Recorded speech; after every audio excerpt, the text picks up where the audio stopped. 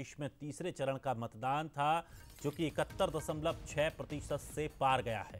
सबसे ज्यादा सरगुजा में 78.78% वोटिंग हुई। राजधानी रायपुर की बात करें तो वोटिंग 66.2% रही।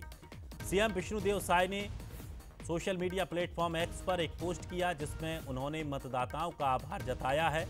उन्होंने लिखा कि जनता ने मोदी जी के विकसित भारत का साथ दिया, जिसकी बदौलत सभी 11 की 11 सीटें जीतने जा रहे हैं। तो आपको बता दें कि छत्तीसगढ़ में 3 चरणों में ही चुनाव होने थे और तीनों चरणों में चुनाव संपन्न हो चुके हैं।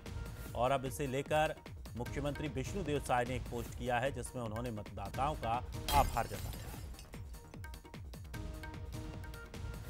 और चलिए अधिक जानकारी के लिए हमारे सहयोगी शिखर हमारे साथ जुड़ गए हैं। शिखर, तीसरे चरण का मतदान और छत्तीसगढ़ के लिहाज से अंतिम चरण का मतदान संपन्न हो चुका है। अब क्या कुछ वहां माहौल है, और खास करके जिस तरह से जो वोटिंग प्रतिशत निकलकर सामने आया है? बताया गया कि राजधानी में 66% ही वोटिंग रही। लोगों का रुझान वोटिंग के प्रति कम रहा, कई जगहों पर वोटिंग प्रतिशत बढ़ा भी है।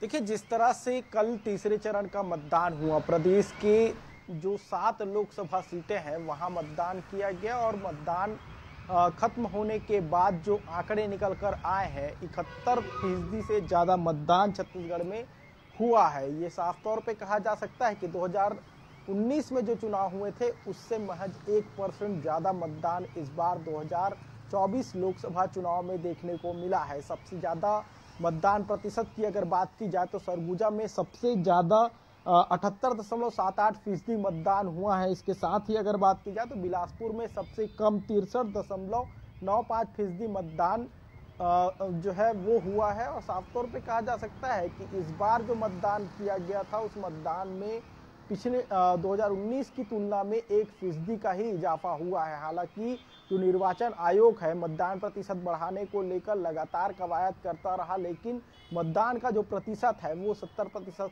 71% से ऊपर जो है नहीं जा पाया। ये जरूर कहा जा रहा है कि जो लोग हैं वो कहीं ना कहीं गर्मी की वजह से अपने घर पर ही रहे और मतदान करने नहीं पहुंच पाए। लेकिन जिस तरह से मतदान हुआ है, 71% जो मतदान हुआ है, उसके बाद मुख्यमंत्री विष्णुदेव साय ने भी आभार जताया है। जी चलिए, शुक्रिया जानकारी के लिए। तो देखिए, 7 सीटों पर मतदान संपन्न हो चुका है और इसी के साथ अब छत्तीसगढ़ में